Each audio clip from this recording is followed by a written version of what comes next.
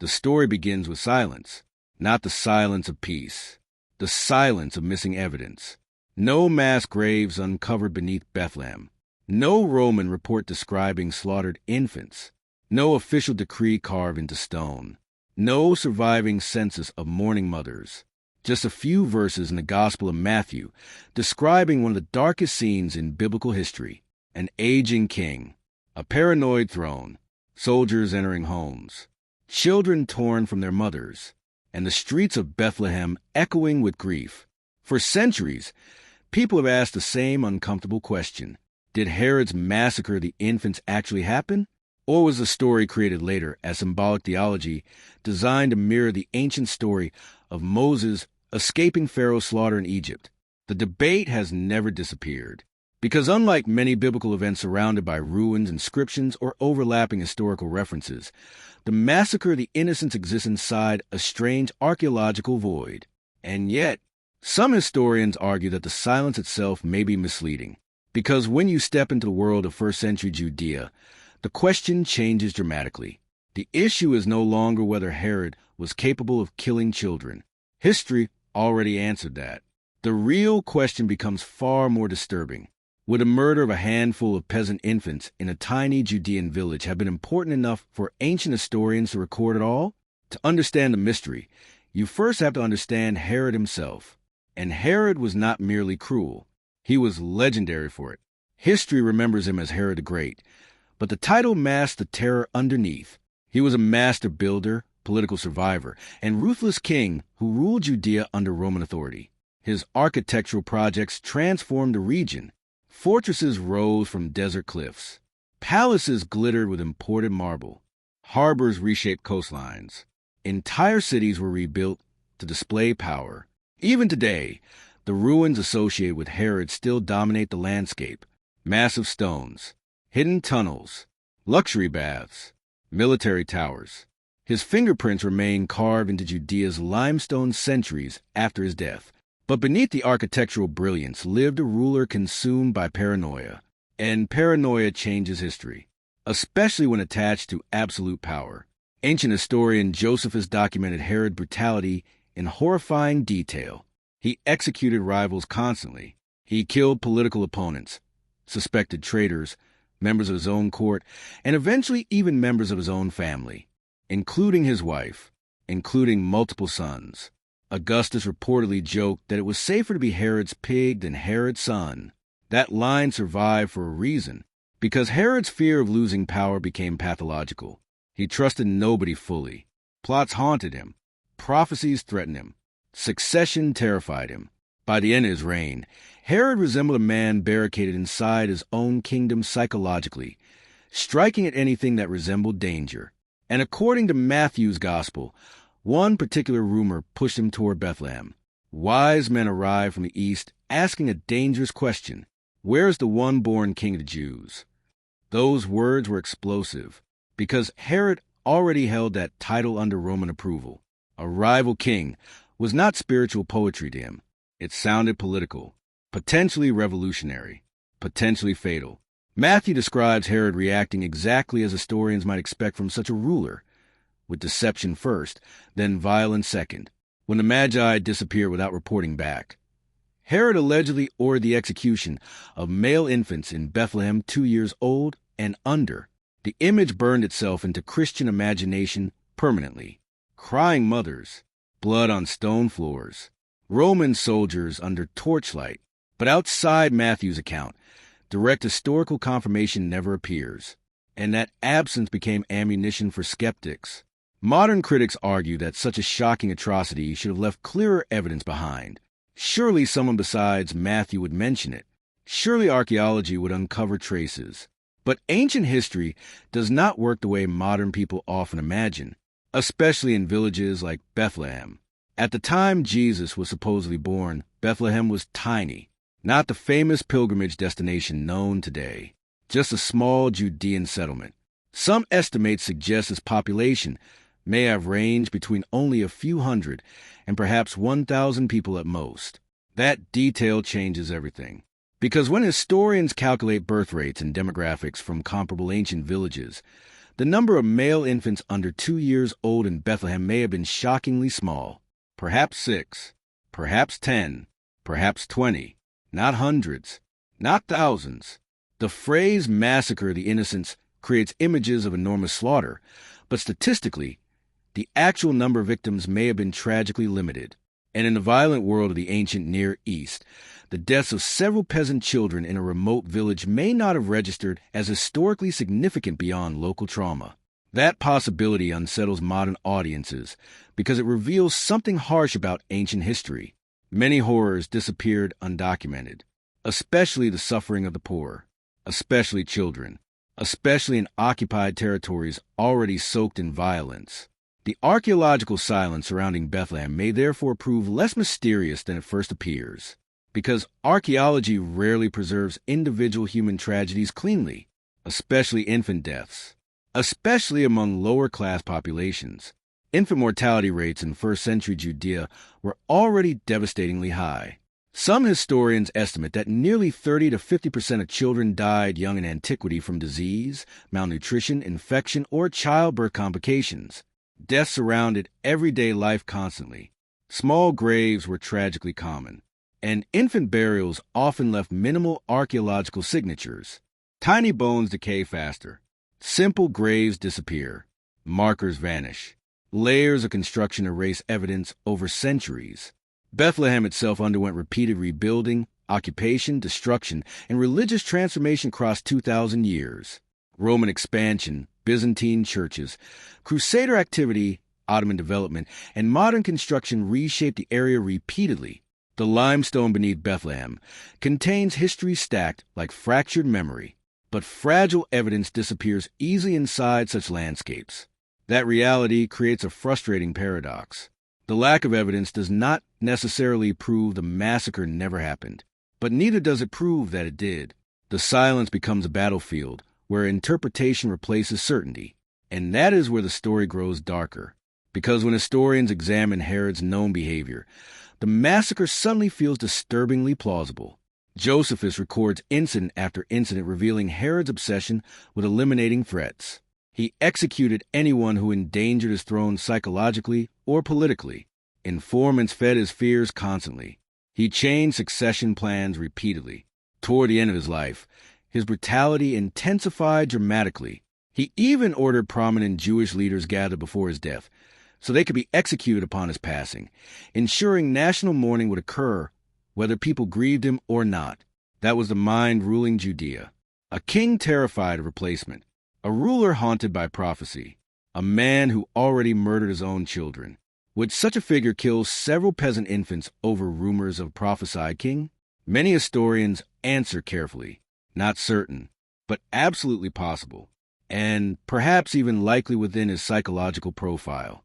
The political environment matters too. Messianic expectations simmered throughout Judea during this period. Prophecies about rulers, liberators, and divine intervention circulated widely among Jewish populations under Roman occupation. Claims about kings carried revolutionary potential. Rome tolerated Herod because he maintained control. Anything threatening that control endangered everything.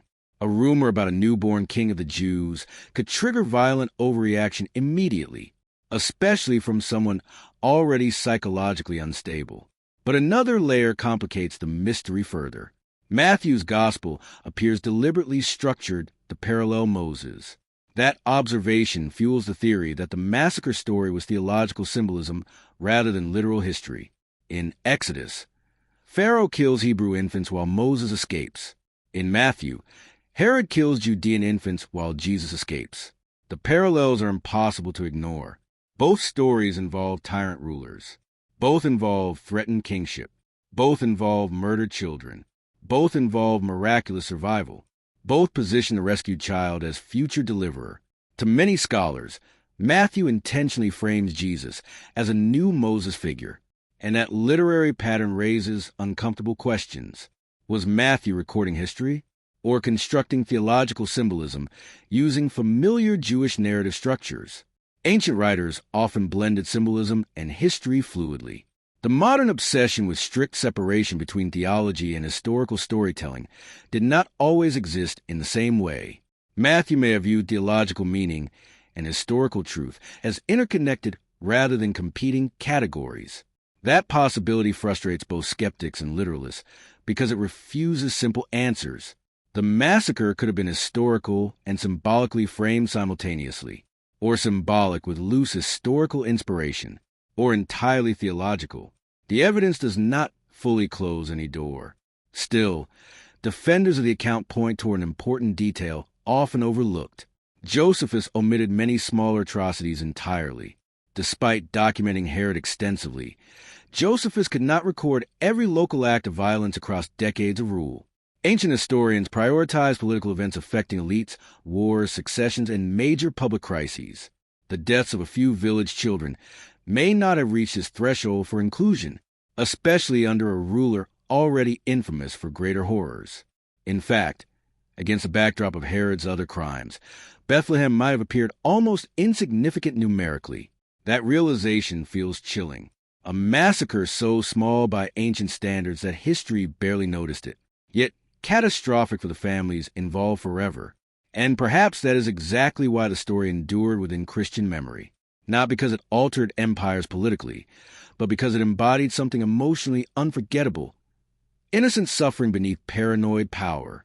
The archaeological debate surrounding Bethlehem also exposes the limitations of forensic history itself.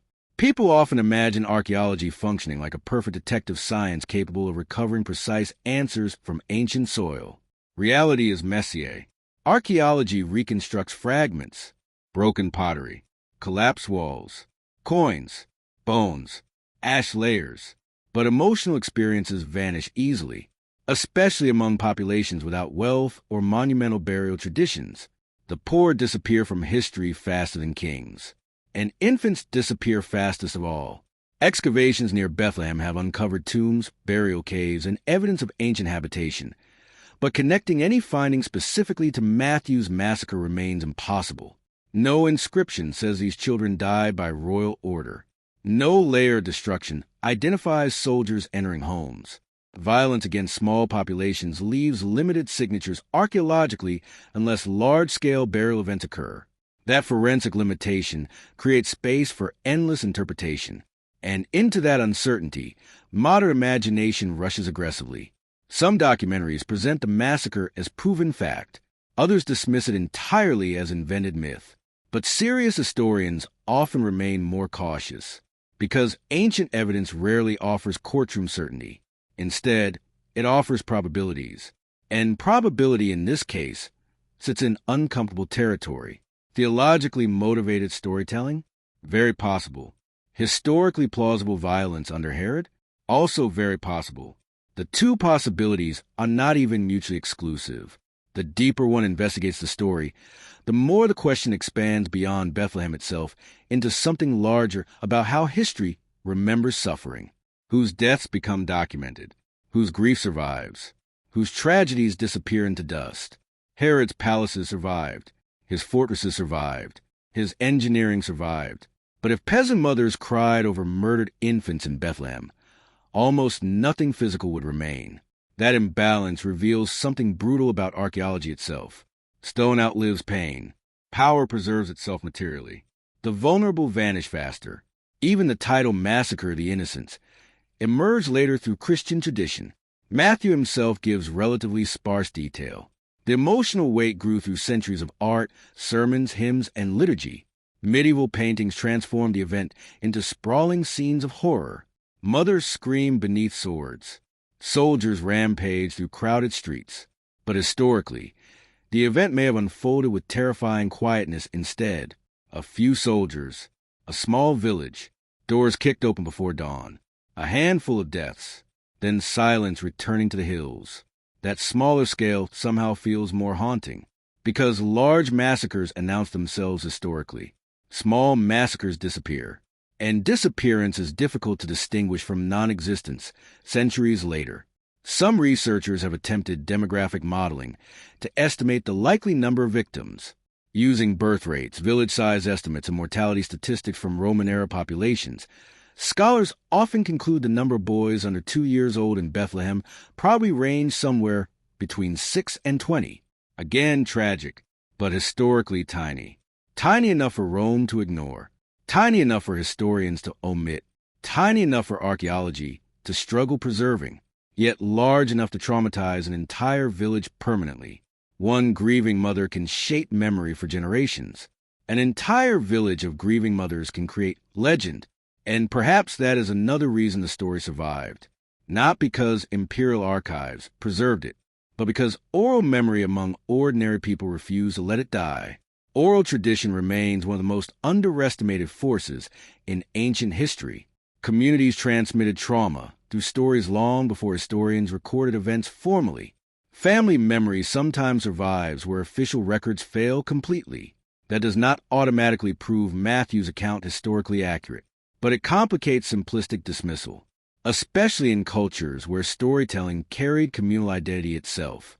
The political symbolism surrounding the story also mattered deeply to early Christians. Jesus enters the world beneath state violence, before speaking sermons, before performing miracles, before gathering disciples. His story begins under the shadow of political fear and infant death. That framing transforms Bethlehem from peaceful nativity imagery into something darker, a collision between empire and vulnerability. Herod represents power terrified of replacement. The infants represent collateral damage beneath paranoid systems. And Jesus escapes into exile. The Holy Family fleeing into Egypt mirrors refugee narratives repeated throughout history endlessly. Families escaping rulers, parents protecting children, governments reacting violently to perceived threats. Whether historical or theological, the story resonates because history keeps repeating its patterns. Power still fears losing itself, and innocent people still suffer first.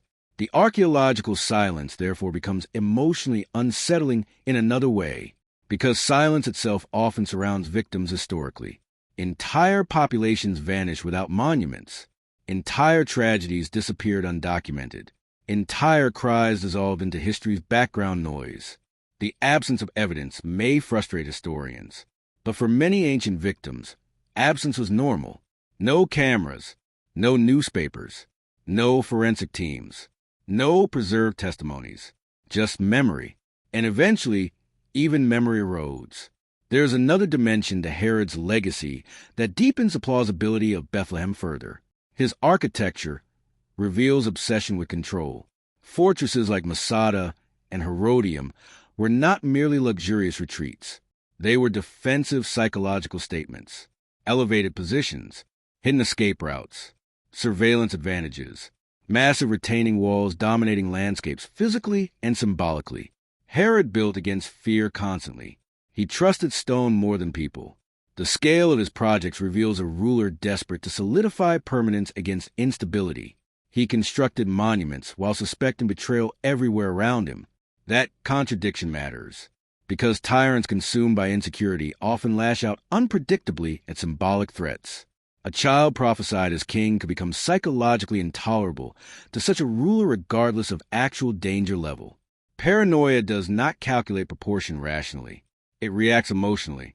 And Herod's final years reportedly descended deeper into illness, instability, and fear. Josephus describes horrifying physical deterioration near the end of his life. Disease consumed him publicly. Pain intensified his temper. Executions increased.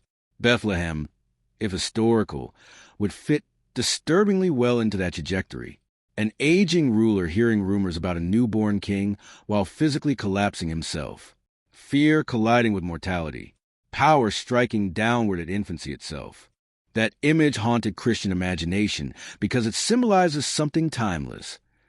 Corrupt authority attempting to murder the future before it grows. But symbolism does not automatically erase historical possibility. History and symbolism often intertwine tightly, especially in ancient religious storytelling. The modern demand for a clean separation sometimes misunderstands how ancient communities preserve truth. Events gain meaning through patterns, echoes, and scriptural parallels intentionally.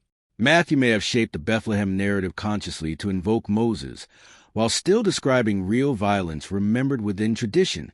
Or perhaps he used Herod's known brutality as theological backdrop for symbolic storytelling. Again, certainty remains elusive. The limestone dust beneath Bethlehem guards its silence carefully. No excavation has settled the debate definitively, and perhaps none ever will, because archaeology cannot resurrect every cry buried beneath history.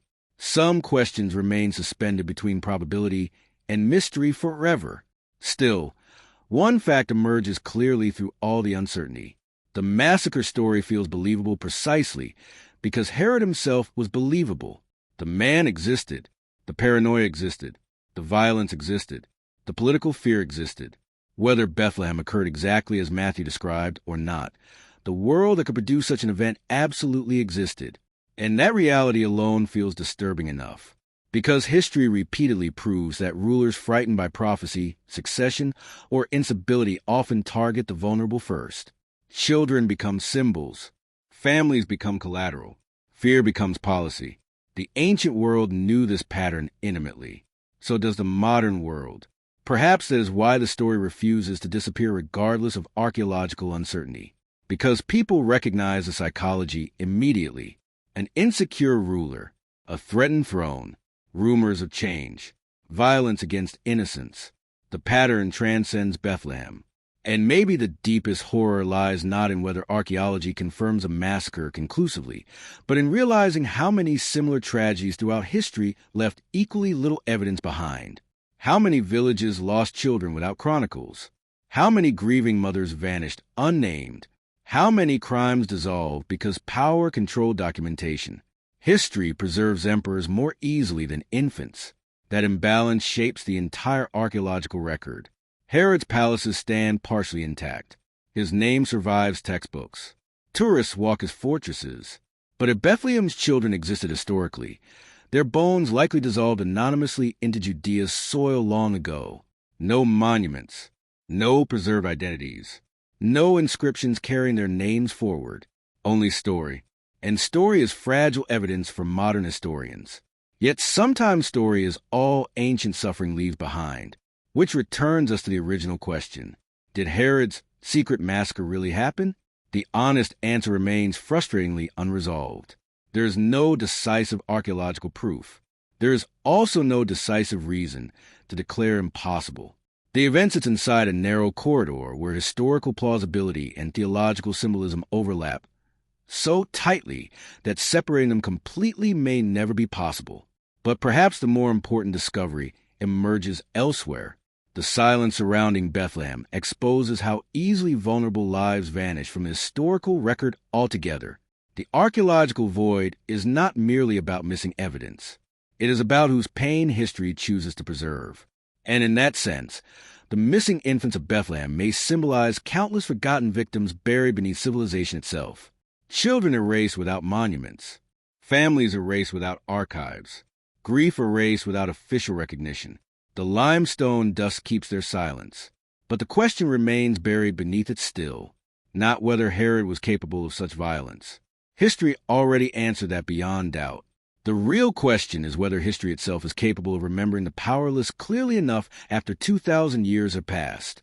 And sometimes, the answer to that question is even more terrifying than the massacre itself.